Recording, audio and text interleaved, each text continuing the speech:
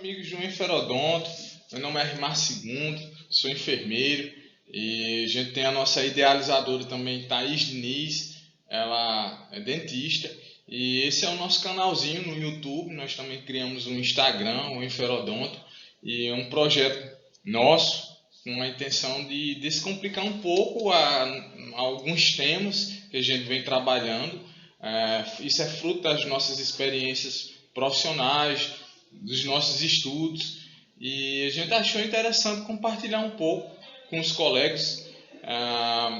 Não é coisa muito complicada, não é uma coisa muito elaborada, mas é feito com uma certa seriedade para atingir as pessoas que estão no campo da saúde. Então, hoje a gente vai conversar um pouco sobre planejamento estratégico.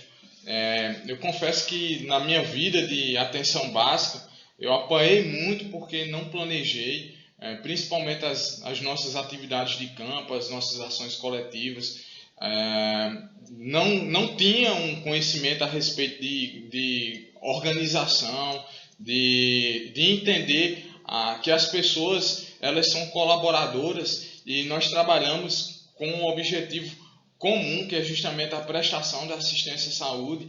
E meio que uma unidade básica de saúde é uma empresa. Se a gente observar, nós temos diferentes funcionários com diferentes atribuições, nos chamamos de servidores públicos, né? Mas nós temos uma carga horária, nós temos deveres, nós temos responsabilidades, nós também temos direitos e nós prestamos um serviço à sociedade, e esse serviço demanda um planejamento para que ele possa chegar a um objetivo, que ele possa contemplar um fim. E é justamente isso aí que a gente vai conversar um pouco, né? Muitas unidades, eu tenho aqui em Patos, são 41 unidades de saúde, e a gente conversa com os nossos colegas enfermeiros e já vê a dificuldade de mobilizar pessoas, já vê a dificuldade de liderar para trazer um planejamento e que faça com que as coisas andem, que deem frutos e alcancem os objetivos traçados. O próprio Ministério da Saúde ele já vem com uma agenda, já vem com orientações para cada mês nós termos temas e focos de atividades, mas sem planejar, sem conversar, sem integrar a equipe, os nossos colaboradores, não chega a lugar nenhum. Então, hoje a gente vai tentar esmiuçar um pouco sobre planejamento estratégico e essa ferramenta administrativa que é chamada FOFA, esse acrônimo de Forças, Oportunidades, Fraquezas e Ameaças. Isso é uma matriz que é utilizada muito na área administrativa. Ela foi criada na década de 60, numa universidade, agora me fugiu o nome dessa universidade, desses autores. O acrônimo dela em inglês é SWOT, né, e eu não sei pronunciar bem, eu vou utilizar o brasileiro mesmo, que é o FOFA, tá certo? Então, uma dica que a gente dá é justamente esse livro de Mauro Sérgio Cortella. Esse é um autor que eu gosto bastante, dele que nós trazemos aquela frase: faça o melhor nas condições que você tem, enquanto você não tem condições melhores de fazer melhor ainda. E ele traz nesse livro A Sorte Segue a Coragem, lições que mostram que planejar é importante, porque embora você seja um grande corajoso, mas sem um plano, sem uma metodologia, as chances de você ter um insucesso são muito maiores do que as chances de você ter sucesso. E isso aí não vale só para o ambiente organizacional. A sua vida mesmo, ela começa com o próprio planejamento. Você acorda, não sei qual é a sua rotina, mas geralmente eu acordo, vou para o banheiro, faço a asepsia da cavidade oral, tomo um banho, desperto, vou para a minha parte alimentar, faço meu café da manhã e aí já me projeto para o meu trabalho. No meu trabalho eu vou desempenhar minhas atividades, retorno para o meu almoço, para o meu intervalo de almoço, e já em seguida, após 2 horas, a gente já está novamente num exercício laborativo. Mas nesse intervalo tem muita coisa que você faz que justamente vem programado, e essa programação é um planejamento. E de repente, se você não tem isso bem metódico, você esquece alguma coisa, ou alguma coisa não vai sair da forma que você gostaria. Então, esse nome, planejamento, essa palavra planos, ela vem do latim E aí ela tem como principal significado planejar, dispor de uma determinada ordem, ou seja, você tem uma organização de medidas e ações para serem realizadas num respectivo tempo, em um cronograma. E o exemplo mais prático desse planejamento, a gente vai ver lá na frente, é justamente a realização de um plano de ação. Que aí você vai ter uma meta, você vai ter responsáveis, você vai ter ações, você vai ter um prazo. E é muito bom, tem um autor chamado Vicente Falcone, que ele fala muito disso, de administração por metas, né? E metas e objetivos. E eu acho que é isso que está faltando muito na administração pública. E também nas nossas vidas, você criar uma meta e você criar um objetivo. Segundo, são palavras que são sinônimos, às vezes a gente pensa que é sinônimo mesmo, mas meta é uma coisa quantificável e o objetivo é uma coisa qualificada. Por exemplo, eu quero alcançar, correr uma maratona, então meu objetivo é correr 42 quilômetros. A minha meta é, no primeiro mês eu quero correr uma maratona, ao final de 6 meses eu quero conseguir correr uma maratona. Então a cada mês eu vou ter uma meta, correr 10 km, no segundo mês correr 20 km, no terceiro mês 22 km, no quarto mês 25 km, no quinto mês 35 km, no sexto mês correr a minha maratona de 42 km. Então entenda que meta é uma coisa quantificável, uma coisa palpável, o quanto você precisa fazer para que você alcance o seu objetivo, tá certo? E tudo isso demanda, claro, planejamento. Então, no setor, vamos dizer assim, mais grosseiramente falando, nós temos 3 níveis de planejamento: o planejamento operacional, o planejamento tático e o planejamento estratégico. Se a gente fizer isso numa projeção de uma pirâmide, nós teremos como ápice da pirâmide o planejamento estratégico, aquele planejamento da alta cúpula.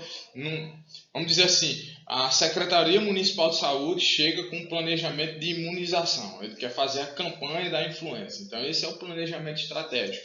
Aí ele vai para os seus coordenadores táticos, que são justamente os mediadores entre a secretaria principal, a gerência principal e a gerência intermediária, e ele vai chegar e dizer para as unidades básicas que a meta nesse mês é realizar a imunização, por exemplo, para a campanha da influenza, e que cada UBS tem tantas mil doses a serem realizadas de acordo com o cronograma de idade e tempo. E aí nós temos um planejamento dividido hierarquicamente entre estratégico, que é justamente a cúpula, o tático, que é o intermediário, e o operacional, que é justamente você, o executor das ações. Numa visão de cronologia, nós também temos que o estratégico é aquele planejamento a longo prazo, aquele planejamento mais distante, o planejamento, vamos dizer assim, de um ano de trabalho. O planejamento tático ele é um planejamento mais intermediário.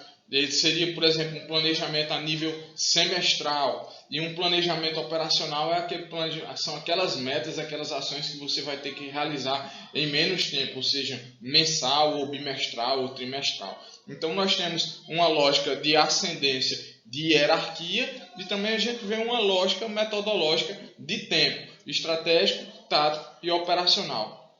Isso é importante?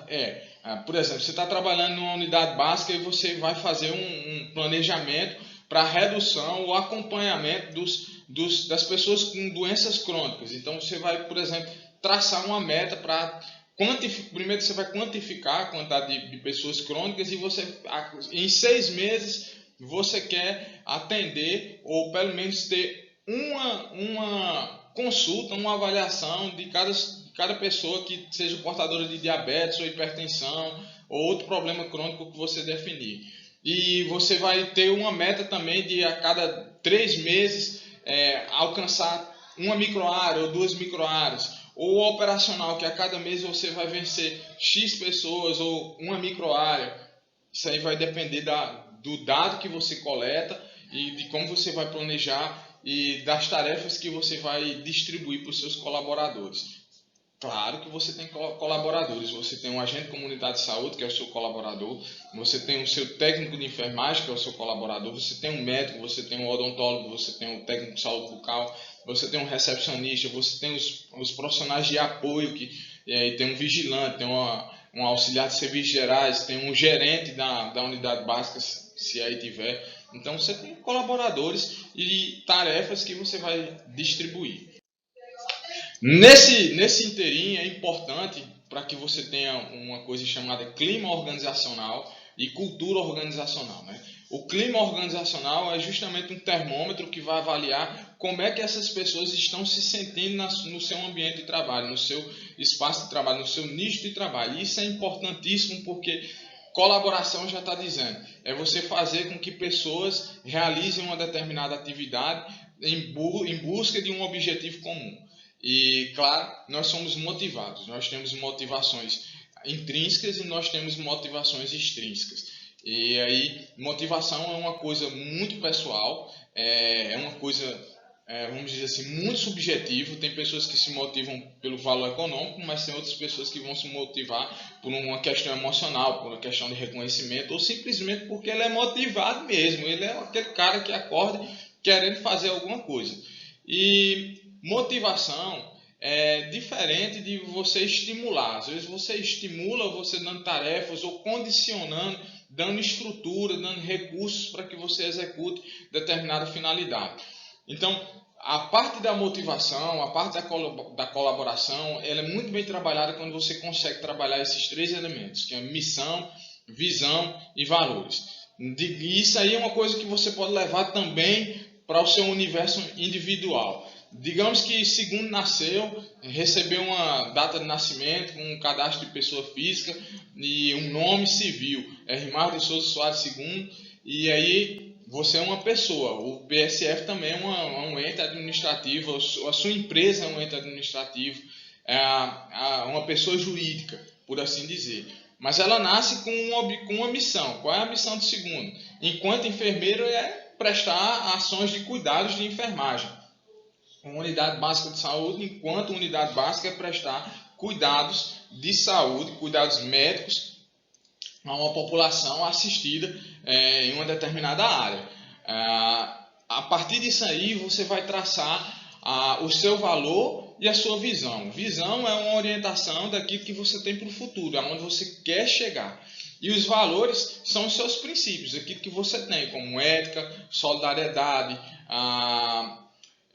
vamos dizer aqui, vou colar agora, a qualidade, compromisso, cooperação, dedicação, respeito. Então, não faz sentido você começar um ano ou chegar num serviço de saúde ou estar trabalhando em uma equipe e com objetivos, com planejamento, se você não trabalha essa questão de missão, de visão e de valores. Recapitulando, a missão justamente representa a razão da existência, a sua razão da existência, a sua finalidade como ente jurídico ou pessoa física. Então, um exemplo de missão para a unidade básica, vou colar novamente aqui no slide, é promoção da saúde, prevenção de doenças, prestação de cuidados à saúde diferenciados. A sua visão é justamente a orientação do futuro, a orientação de objetivo, a orientação de metas. Atingir, por exemplo, a nossa unidade básica, ela tem como um objetivo principal transformar uma área em uma comunidade saudável, num ambiente saudável, sustentável, com ações de promoção da saúde, prevenção e tratamento de doenças, bem como recuperação. Isso aí é uma visão, e é uma coisa que vai se construindo. E já os seus valores é aquilo que não é negociável, é aquilo que caracteriza você. Um exemplo prático, valores que são corruptos e valores que não são corruptos. E aí você tem a transparência, a ética, a qualidade, o compromisso, a dedicação, o respeito. Isso é uma coisa muito pessoal, mas que você também tem que trabalhar com sua equipe. É importantíssimo você trabalhar a missão, é importantíssimo você trabalhar a visão, porque a visão vai orientar o seu planejamento e os valores que você vai difundir, que você vai agregar ao seu trabalho, tá certo? E partindo disso aí, nós temos os conceitos de eficácia, de eficiência e efetividade. A eficácia é justamente você alcançar o seu objetivo. Então, se eu tinha um objetivo de alcançar 42 quilômetros em 6 meses e eu consegui esse objetivo, eu fui eficaz.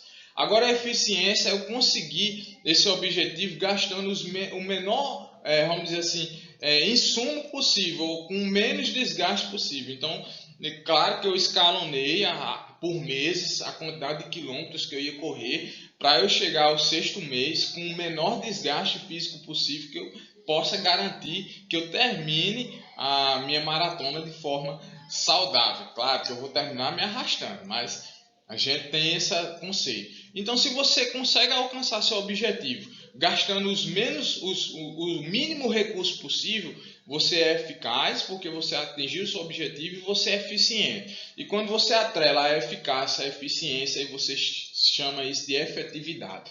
E o planejamento ele tem isso mesmo, porque você vai buscar reduzir custos, reduzir trabalhos. É por isso que o planejamento em saúde ele é muito inspirado nas teorias tayloristas, nas teorias de administração científica, de tempos e movimentos, para você não desperdiçar tempo, para você não se cansar e otimizar o seu trabalho com o mínimo de recurso possível. E, claro, se você não planeja, é uma probabilidade. As coisas podem dar certo? Podem, mas também o risco de não dar certo é muito alto. Claro, o planejamento, lembre-se que não é uma coisa enrijecida, não é uma coluna de cimento. Você tem uma flexibilidade, porque planejar demanda avaliar as suas ações durante o tempo. Então, se uma ação não está dando resultado, não está alcançando sua eficácia, você vai ter que mudar essa ação. E aí você vai replanejar ou vai alterar alguma coisa para que você consiga chegar ao seu objetivo esperado, certo? E nesse ponto, nós temos, falando agora de administração pública, algumas coisas que interferem bastante no seu planejamento. Principalmente essa questão de mudanças políticas, né? Às vezes você vem com a orientação de um programa e aí muda gestor, muda a coordenação, e isso aí é um entrave no seu planejamento. Nós temos também a questão burocrática. Hoje o nosso serviço público é muito burocrático, ele vem muito ainda vivo com a administração de Max Weber, né, da teoria da burocracia, que às vezes não traz celeridade, e sim complicações. As pessoas resistem a mudanças. Quando você vem trabalhar cultura organizacional, às vezes você precisa corrigir certos hábitos, e essa correção de hábito é uma resistência. Às vezes é um profissional antigo, vem trabalhando de uma forma, e aí você tem que resgatar aqueles 3 itens. Por que você nasceu? Qual a sua missão? Qual é a sua visão? Onde é que nós queremos chegar enquanto organização, enquanto unidade básica de saúde? E quais são os seus princípios, quais são os seus valores? Mudança, liderança é uma coisa, não é fácil de se trabalhar, mas água mole e pedra dura, tanto bate até que fura. Basta que você tenha um objetivo. Nós temos esse, como já foi dito, a mudança de administração, a descontinuidade dos programas, né? E a rotatividade de pessoas.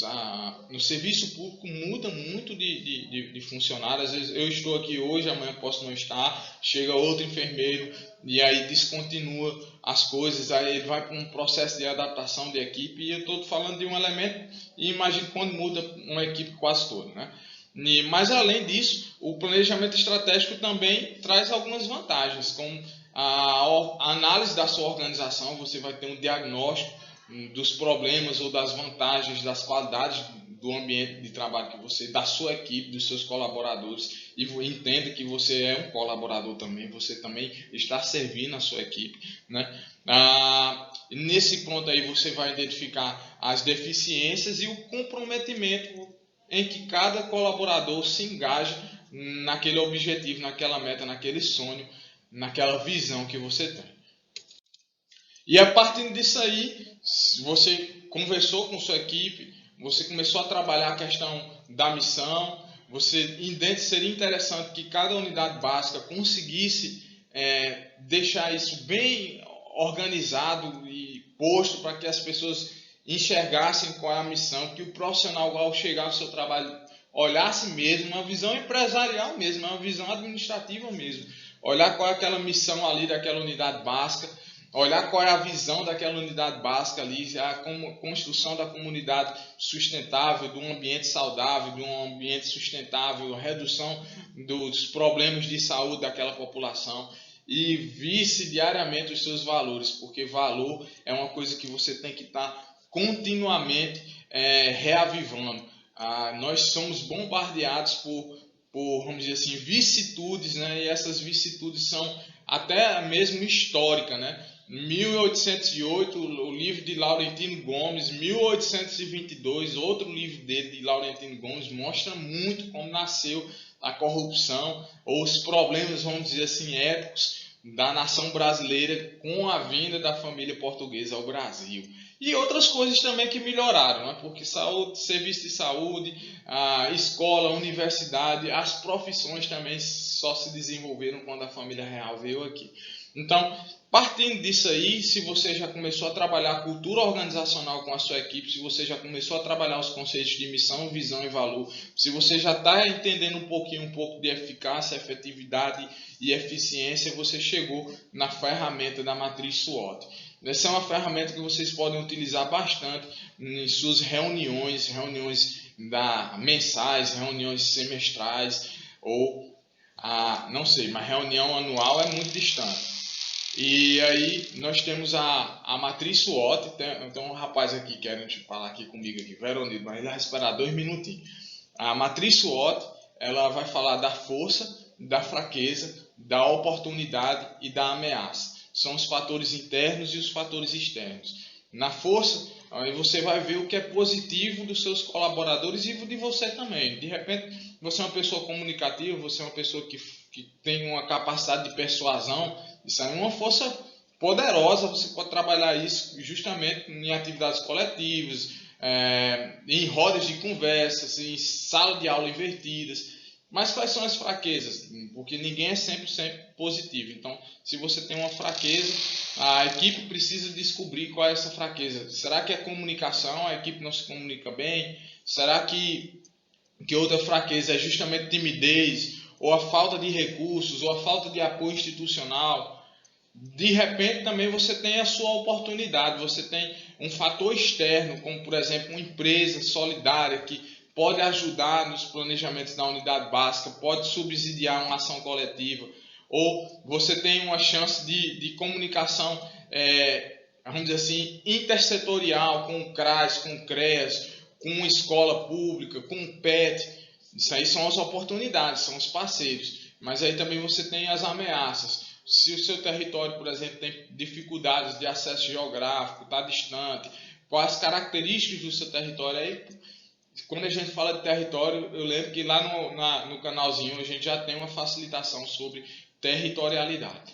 Partiu disso aí, é uma matriz que você vai colocar na ponta do lápis e no papel. Quais são suas forças, a força da sua equipe, a fraqueza da sua equipe, as oportunidades e as ameaças. Aí você passa para o último elemento. Aqui já mostra, você vai escrever a discussão de um plano de ação. Então, digamos que o problema da sua equipe é justamente comunicação. As pessoas não têm diálogo. Então, uma atividade que você vai planejar aí é justamente reuniões. Vamos começar a trabalhar entrosamento dessa equipe. Reuniões. O recurso necessário, um espaço, cadeiras, um data show, né? Isso aí é o mínimo, né? O não data show, só precisa de um espaço das cadeiras. Quem é o responsável pela atividade? Um mediador, aquela pessoa que vai puxar aquela reunião. A data de início, vamos começar a planejar aqui, nós estamos no mês de setembro, vamos começar em outubro. Então, a partir do mês de outubro a gente vai fazer isso aí. E você vai vendo se está dando certo, se está melhorando. Outra coisa que você pode planejar, por exemplo, uma atividade, o alcance de cobertura vacinal em menores de 2 anos. Então, o recurso necessário, aí você vai planejar os imunobiológicos. Atividade responsável, imunização. Quem é o responsável pela imunização? Geralmente é o pessoal da enfermagem, né? O cargo-chefe de imunização é a enfermagem. Data de início, né? Vamos lá, 15 de setembro, prazo, 60 dias. Data de término, 15 de novembro. Status, concluído ou não concluído, e observação, o que deu certo e o que deu errado. Isso aí é o seu plano de ação. O plano de ação é muito bem construído quando você resgata essa matriz que a gente chama de análise SWOT. Então, fica aqui a dica. do planejamento estratégico. O planejamento, se não ficou bem claro, o planejamento estratégico é você trabalhar isso aí, a cultura da sua organização, dos seus colaboradores, os conceitos de eficiência, eficácia e efetividade, você conseguir identificar os fatores positivos e as oportunidades de sua equipe, os fatores negativos e as ameaças da sua equipe, traçar um plano, traçar uma meta, traçar um objetivo, desenvolver a sua visão de organização e colocar isso no papel, direcionando responsáveis, datas de início, datas de término e a avaliação, tá certo? Um forte abraço, espero que possa ajudar vocês na caminhada. E eu, particularmente, tive muita dificuldade porque não implementava essa ferramenta administrativa, a matriz FOFA, forças, oportunidades, fraquezas e ameaças. Mas quando eu comecei a trabalhar com ela, as coisas começaram a ficar bem mais fáceis e os êxitos a gente começou a arrancar muito mais do que os fracassos, tá certo? Um forte abraço, Enferodonte, junto com vocês, tentando descomplicar um pouquinho com base nas nossas experiências.